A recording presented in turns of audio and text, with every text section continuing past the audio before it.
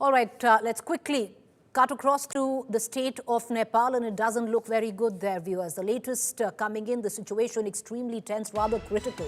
20 people have been killed in the clashes that have taken place against the protesters and the police. The police has opened fire with live ammunition. Violent protests continue across the country. Nepal government's emergency cabinet meet begins. Security of offices of major political parties of Nepal. Senior leadership has also been increased. Right now, the streets of Kathmandu in abject chaos. School colleges to remain shut for the next 2 days in several cities, not just Kathmandu, but across the country of Nepal. 20 people, like I pointed out, have been killed. Over 250 protesters are grievously injured. The condition of 25 protesters currently is critical. The fatalities will rise. The police was forced to open fire with live ammunition. All of that now playing out on the streets of Kathmandu. All right, what we are witnessing, viewers, has been a massive youth-led protest which has shook Kathmandu as Nepal's the Gen Z has risen up against corruption and what the government's crackdown is on social media. More than 20 young lives have been lost, with several injured being treated in the hospital. At the back of it, of course, has been a social media clampdown by the government. The government continues to maintain that they haven't signed into what is the norms where social media is concerned, and but the youth have taken to the streets, thousands of them marching to the parliament, complete face-off, chaos on the streets of Kathmandu. The fatality count now stands at 20, with many grievously injured.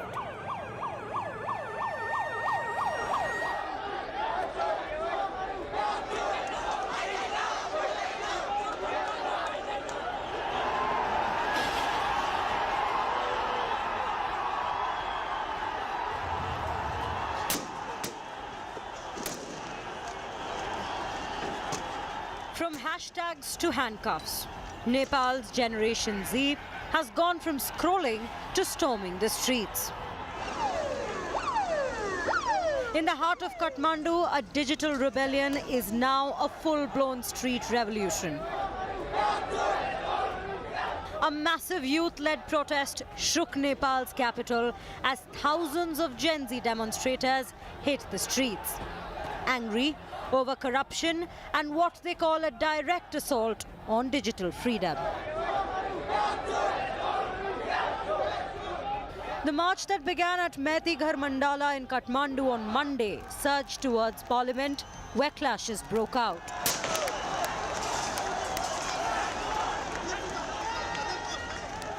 The police fired tear gas and used water cannons as some protesters breached the Parliament compound. Authorities have since imposed a curfew across key zones of Kathmandu. The unrest erupted after the KP Sharma-uli government blocked 26 social media platforms, including Facebook, WhatsApp, YouTube and X, for failing to register with the Ministry of Communications. While officials insist it is a regulatory move, protesters claim it's a crackdown designed to silence dissent. ये protest corruption के लिए है। हम सब लोग अब जागरूक हो चुके हैं कि अब नहीं सह पाएगा। अब जो होगा अब युवा पुस्ता करेगा। हम लोग को ये बुरा लोग नहीं चाहिए। अब जो देश चलाएगा वो युवा लोग चलाएगा। Despite internet blackouts, young activists turned to platforms like TikTok to organize what's now being called the Gen Z revolution. Meanwhile, former Chief Minister of Province Gandaki Pradesh, Khagraj Adhikari, defended the government's move, saying it was meant to protect young people and that better compliant mechanisms would soon be introduced. Government had announced to come to register in the proper channel, and this is the only try to make it in registration and regulation. Due to that, we can make it, private. We can preserve the private secrecy, privacy, and, criminology, not to promote the criminology. What started with a ban has exploded into a battle, and Nepal's youth is making it clear. Silence is not an option. Bureau Report, India Today. All right, I want to cut across to Pratibha Tuladhar, senior journalist, Kathmandu, because right now, viewers, the kind of indications we are getting in from Kathmandu don't look good. The battle between the youth and the government only but intensifying. Let me try and get in a word from Pratibha, who will give us a larger understanding what's really going on right now. Pratibha, what's the sense that you pick up? Where is Kathmandu headed already? 20 young lives have been lost. What's the latest?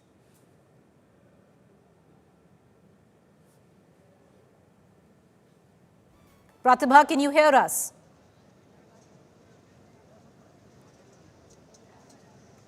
All right, we seem to be having a problem with that audio connect with Pratibha, but viewers, like I pointed out, what we've been given to understand is disturbing news coming in from Kathmandu. Things have reached a head. 20 young lives already lost. The police was forced to open fire. All of that taking place in the backdrop of the youth, the Gen Z coming out in massive numbers, thousands of them, to protest what they call is a clampdown on social media. The government says it's a regulatory issue.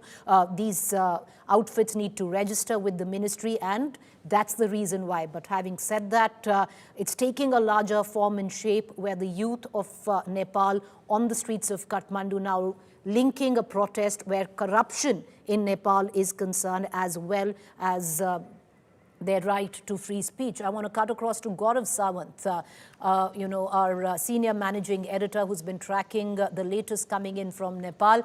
Gaurav, what more can you add? So the situation does remain extremely grim in not just Kathmandu, but across the 77 districts of Nepal. The army's been called out. As of now, reports say at least 20 confirmed dead, more than 250 injured. Sadly, the toll could go higher.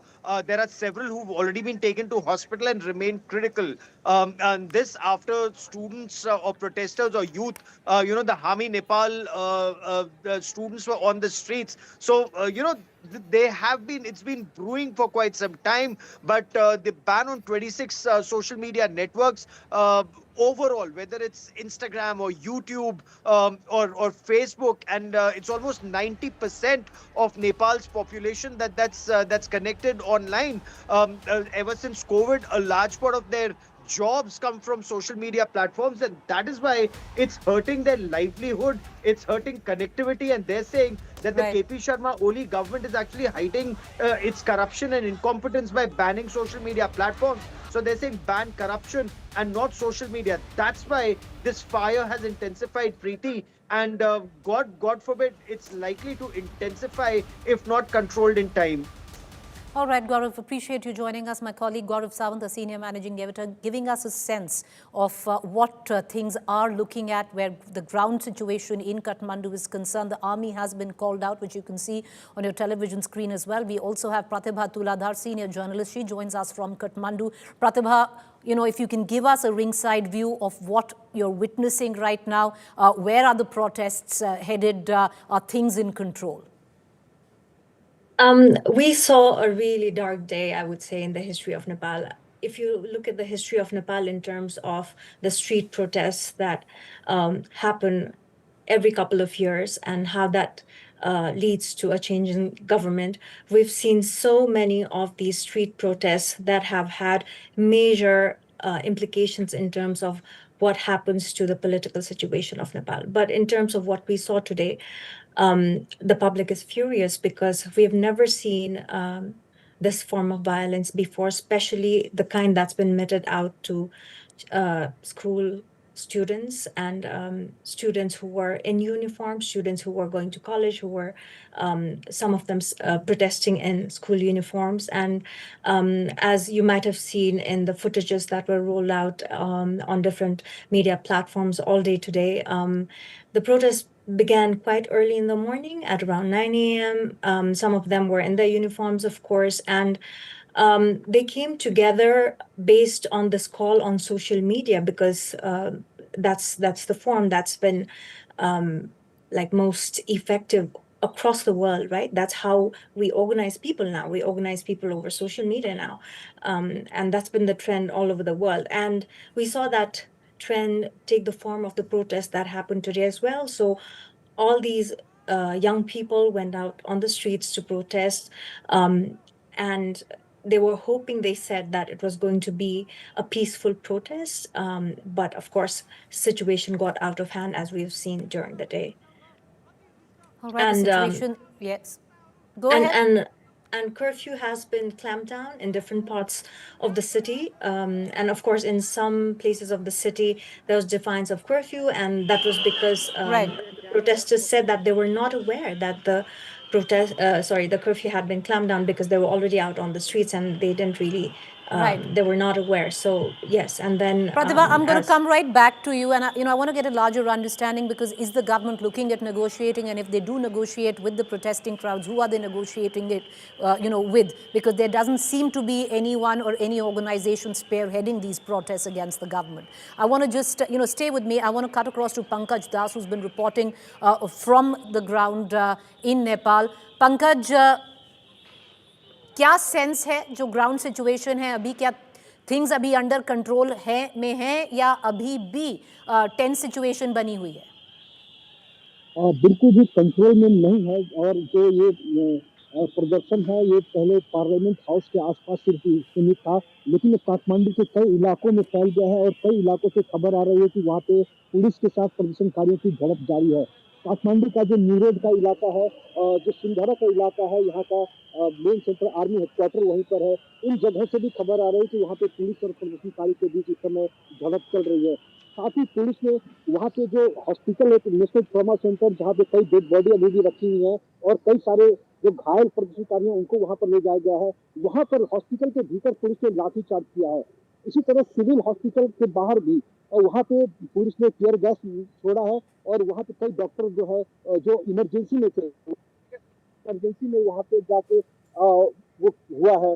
तो इस जो स्थिति out of control हो रही है, न सिर्फ काठमांडू में बल्कि काठमांडू के बाहर कई शहरों से ये खबर आ रही है कि वहाँ भी गोलियां चली है। इस हरी में तो 2 लोग के मारे जाने की खबर है।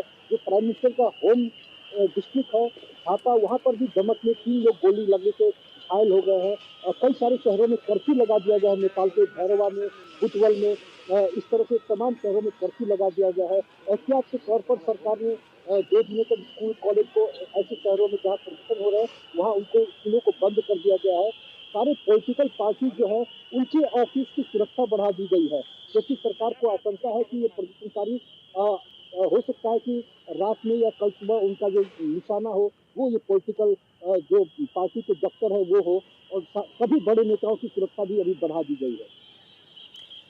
पंकज, अभी तक जो फेटालिटीज हैं, 20 are killed, many are seriously injured Pankaj, पर कोई समाधान अभी निकल के आ रहा है या नहीं आ रहा है? कोई आउटफिट है जिससे सरकार बात कर सके? क्योंकि ये पूरा एक ऑर्गेनिक प्रोटेस्ट लग रहा है कि कोई एक ऑर्गेनाइजेशन नहीं है, कोई आउटफिट नहीं है, कोई स्टूडेंट विंग नहीं है। सरकार बात करे तो किससे करे? जी बिल्कुल, ये सरकार के लिए बहुत बड़ी मुश्किल है कि वो किससे बात करे, किसके साथ बातचीत करके समाधान का रास्ता ढूंढे। दूसरी बात ये भी है कि सरकार इस समय यहाँ पे 2/3 मेजोरिटी की सरकार है।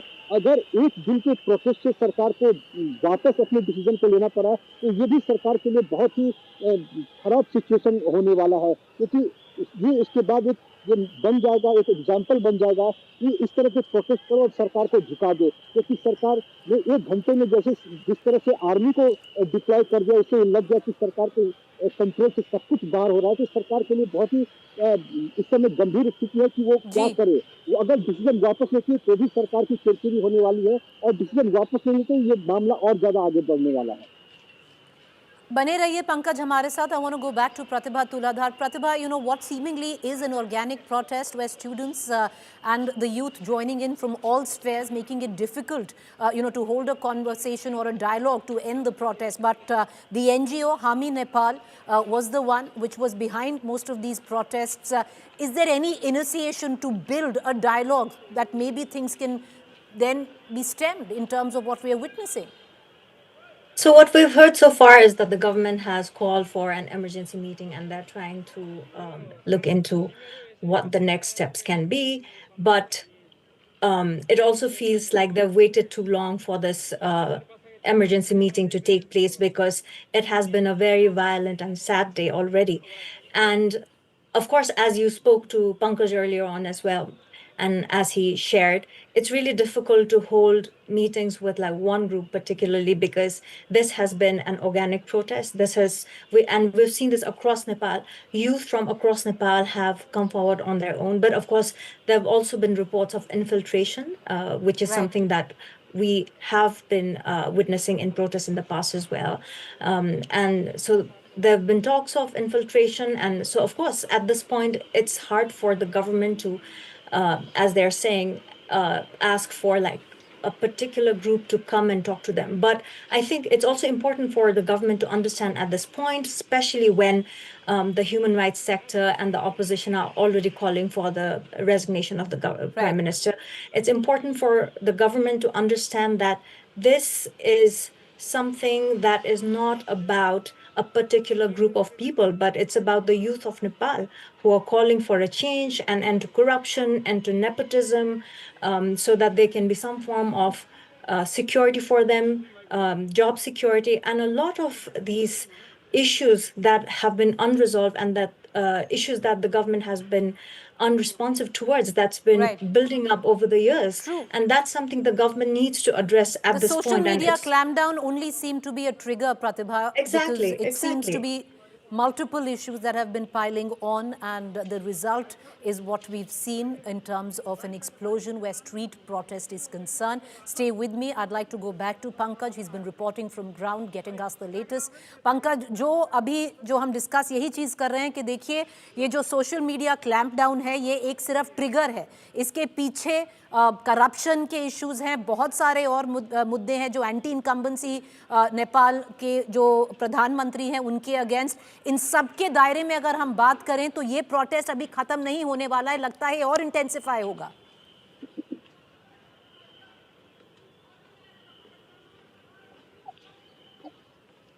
पंकज, आपके लिए था ये सवाल। Pankaj, can you hear me? Okay. I think there's a problem with the audio line where Pankaj is concerned. We're going to try and rebuild that audio line. But viewers, I just want to give you the backdrop. The backdrop clearly is with what is being reported, and it is where the Gen Z, thousands of youth of Nepal coming out on the streets protesting against what is a digital clampdown, a clampdown on social media, where they are protesting against it. The government says it's a regulatory issue. All these companies need to register with the ministry, and they haven't quite done so. But there is, something bigger in the offing, which clearly this latest flashpoint has proven to be just a trigger. I want to bring in my colleague Pranay, who's joining us for more on this. Pranay, there are a number of issues which have now exploded on the streets of Kathmandu, with the trigger being the social media clampdown. Actually, the social media clampdown or social media ban has become a point here, Preeti. But definitely, there were grievances. There were grievances regarding corruption. There were grievances regarding the unemployment, the grievances regarding the management, the fiscal management of the Nepal exchequer. There are many issues, and we have seen the indications of these, this growing anger among the Nepalese population in terms of bringing back the monarchy or the removal of the electricity commission chief. In the recent past, in last 4-5 months, we have seen many such protests. But the way it became the rallying point, you see the methodology chosen by the KP Sharma-uli government to ban these social media platforms by virtue of bringing an ordinance. That is also a bone of contention, because many people think that he should have brought in via the cabinet approval, which he didn't choose.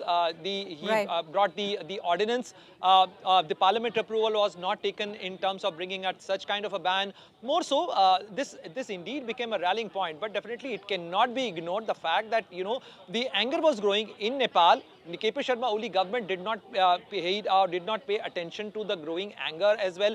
And if you see it has been 4 days. Last week they have put ban on these 26 social media platforms. After that, there have been grievances. There have been reports. There have been protests as well. And the call was given. What did KP Sharma-uli government do? Why did the government allowed to escalate situation to go to this level? And why there were no security deployment to maintain the law and order in the situation? Why did they allow it to spread to the other parts of Nepal as well? So somewhere definitely they have failed. And meanwhile, at a time, you see the situation here, Preeti, that there has been no official statement by the government of Nepal so far. It's been over 5 hours.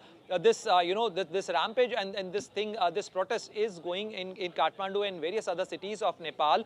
Army has been deployed in Nepal, but there is no official statement by the government of Nepal as yet.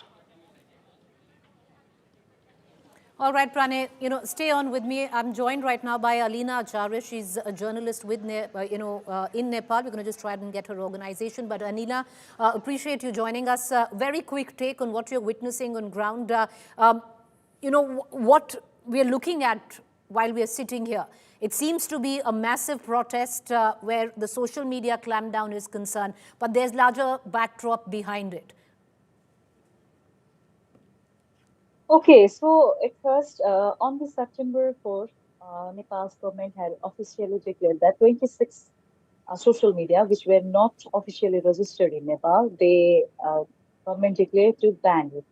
But most of the medias and most of the people, they are saying that this Gen protest that has been happening today in Kathmandu majorly, it's not just because of the ban of social media.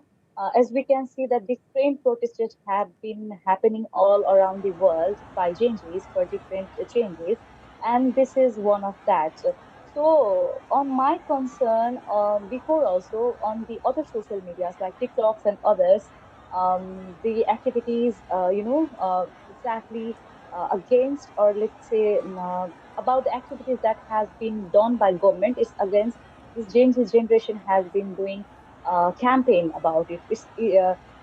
After social media ban, it has taken a vital place, but it's not just about today moment, but also about the before campaigns that overall Gen Z's generation have been planning, I think. And as all of us, we know that almost more than 20 protesters have been killed, and 300 plus are injured, and their treatment are going in various hospitals in Nepal. And we have, if we see the banners and the placards in the protest, we can see that it's not just particularly about the social media ban, but also Right. about against corruption. If we see those banners and the campaign It's unemployment, it's that corruption, it's protesters. everything rolled into one. Just stay on with me, Alina. I'm going to come right back to you. I want to bring in I want to bring in Pratibha Tuladhar as well. We also have Pranay, who's with us. But Pratibha, the larger question in all of this, we'd seen similar scenes play out in Bangladesh as well. Of course, the protest at that time wasn't completely something different, but what it warranted later on was a regime change. Are you looking at maybe that be the larger goal of this protest?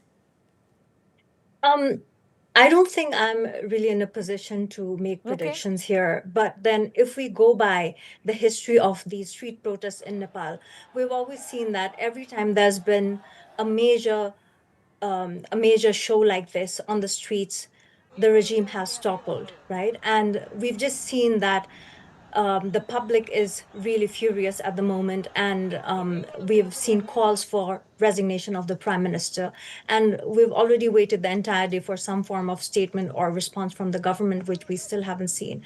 And these are not good indications for the government, because if there is this growing anger that is not being addressed on time, then it does mean that it is going to have negative repercussions for the government, and it's not going to augur well for the government.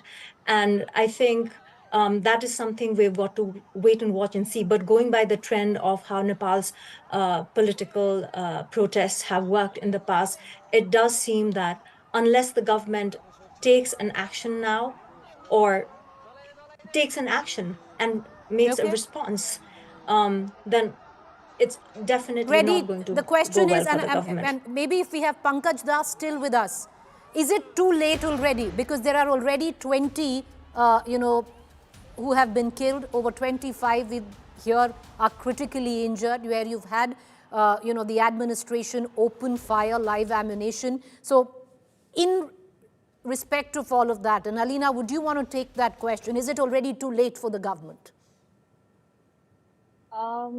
It's a pretty diplomatic question because the incidents actually government. I think, in my concern, government was not really prepared for this. As if we hear the past news and the past, the statements of ministers and the prime minister as well, they were not planning, or they were not expecting this to be this brutal. But I think the many have lost their lives, and it's really inhuman, and it's against the human rights as well. Most of the generation, they were as we seen that on the videos and the scenario, most of them were students. They were wearing school uniforms. They were wearing college uniforms. It's really brutal, but I think a government should really be conscious, be really serious. It might took this action in a completely difficult way for government, as well as Pratibha mentioned. I think this is the time to take action, to take serious communication about this protest. All right, I want to just cut across to Pranay, and then we're going to, Pranay, I want you to come in because things are clearly very, very serious, critical. The government hasn't come up with a response. What the government has actually done in Nepal is open fire, where 20 young lives are gone, many seriously injured, critically is what we've been given to understand. Pranay, juxtapose this with what we had seen in Bangladesh, our other neighboring country. A, how is India watching the developments in Nepal? And B, does it somewhere down the line, for someone who's covered so many of these conflicts internationally, augur the movement towards a regime change? Definitely, there seems to be a pattern here, Preeti, and we cannot overlook that. And definitely, India has its own concern because with Nepal, we share an open border. Therefore, the Ministry of Home Affairs has, already put SSB, which is the guarding force on the Indo-Nepal border, on high alert and to watch situation. The government of India, in Ministry of External Affairs, as well as Indian Embassy in Kathmandu, is also monitoring the situation. But having said that, I also want to mention about the larger issue here, because the management of the social media or the regulation of the social media content has become a new challenge for the democratic government.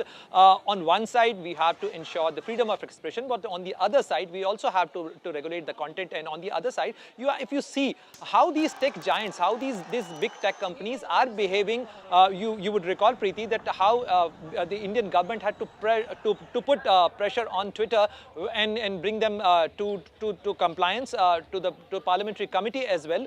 For the sake of compliance, and recently, a few years ago, Government of India brought the IT guidelines and asked these companies to comply. But Pranay, fair point. You're making a strong point there, because there have to be guidelines, and whatever the organization is, they need to register and comply with the country's rules. But having said that, is it just the tip of the iceberg? Because a protest like that, just on the basis of a social media clampdown, looks rather improbable, because this seems to be a snowballing of multiple issues and then exploding on the streets of Kathmandu.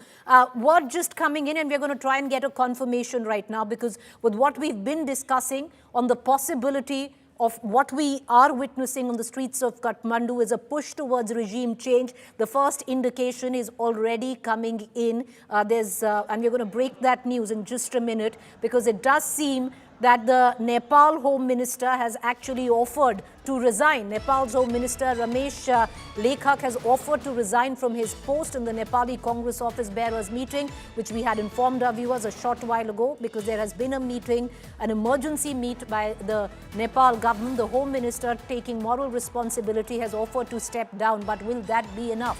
Home Minister Lekhak is currently attending the cabinet meeting. All of this in the backdrop of 20 young live students that were killed in today's incident. Opposition parties demanding the resignation of the Prime Minister. But what we've been given to understand that in that meeting, Ramesh Lekhak has actually offered to resign. Will that resignation quell the protests and somewhere down the line douse the anger that we are witnessing in Kathmandu by the Gen Z or youth, with thousands of them taking to the streets? Let's cut across back to our guests right now. All right, so Pratibha Tuladhar still continues to be with us. Pratibha, the Home Minister offering to resign right now in that meeting that you were speaking of, will that be enough in terms to quell the anger that we see on the streets? With the Home Minister announcing the resignation, with the public eye right now, this could also be seen as perhaps he was just like, he is also just being made the scapegoat for something the entire government has to take responsibility for. Because is that enough to quell the protests or to address the death of almost 2,000 young people, but also dozens of others who are critically injured and are now waiting in hospital to get treatment because the hospitals are flooded as well. So you're thinking it's practically... Yeah, will that be enough is a question that, of course, will need to be answered in days to come. But Alina, would you want to weigh in on this breaking news coming? Yeah, go ahead. Make your point. Make your point. I was also just saying that even if this protest ends with the move that the government has currently made, it's not going to be a long-term solution, because if the government really wants to address it, there has to be more that's put in place. And that will not be enough. Fair point. Alina Acharya, what's your view? The Home Minister now offering his resignation, taking moral responsibility for 20 young students and lives that have been lost in the protest. Do you think that would be enough somewhere down the line, at least right now, to quell the kind of anger that we are seeing boiling over on the streets of Kathmandu? I think it's a very inhuman activities that government had done, and we are in democracy. As a constitution of Nepal clearly mentions about the freedom of speech, and the activities that has been happened today, I think it's really crucial. It's completely inhuman, and the resignation is just not enough for it. They have lost their lives. Their father and mother have lost their children. Fair point. It's just not enough. But do you think the protesters will buy it right now, Alina, at least for now? Will that be enough to douse their anger? I think it's a very diplomatic and critical situation to say anything, because we don't, we don't have the particular leader leading this. And Genji... Yes, it's an organic protest. There's not one person. Who does the government speak with? Who does the government talk to? I want to get in a quick word from Pranay before we go into a break. Pranay, would you want to come in? Because, if you just mirror it with the developments we'd seen in Bangladesh, of course, very, very different issues. But Bangladesh ultimately resulted in a regime change. And here, once again, an organic protest, which clearly turning political. Who do you speak with? Multiple units involved. You're absolutely right, Preeti. We see a pattern here, because what happened in Bangladesh, student-led protest, which turned into a regime change game.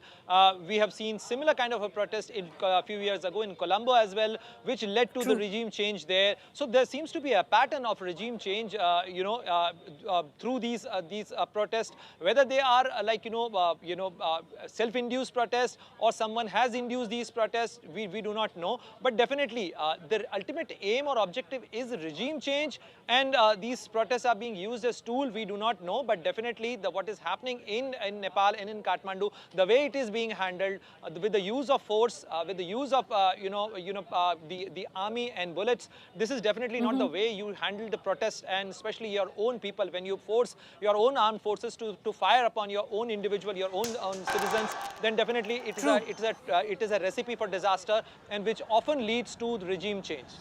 Well, and that's the question that we ask viewers. Is it already too late right now? Because the government now offering the Home Minister's resignation. Will that be enough? Because all of this happens in the backdrop of 20 students been killed, where the administration opened fire. 25 students more are critical. So the fatalities will rise. Will that be enough to quell the kind of anger you see on ground is something that remains to be seen. I appreciate all our guests for joining us. We're going to keep a keen eye on all developments coming in from Nepal.